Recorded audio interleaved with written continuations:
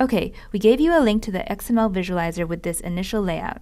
From the device preview, we can see that Natalie, Kaguri, and Amy are positioned incorrectly. First, let's try to position Kaguri in the right place. She should be located to the right of Ben and aligned to the top of the parent. So I'm going to search the XML for the Kaguri text view. Here it is. Currently, it's aligned to the parent top, which is correct. But this is incorrect.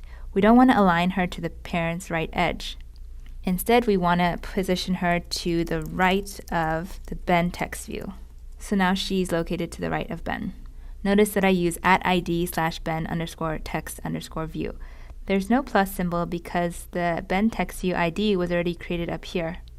Next, let's position Natalie. She should be located above Lila and along the left edge of the parent. Here's the Natalie text view. It's located by default on the top left corner of the parent. Let's move her so that she's located above the Lila text view. And the reason why I use this name is because it was defined as Lila's view ID name up here.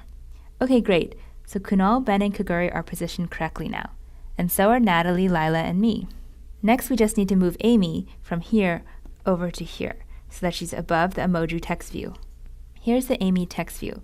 Currently, she's aligned to the parent bottom, but instead we want to align her to the right edge of the parent. So let's change that. Then we want to position her above the emoji text view. The reason why we know to use this ID is because it was defined as the ID for the emoji text view. Cool, and now it's in the right place.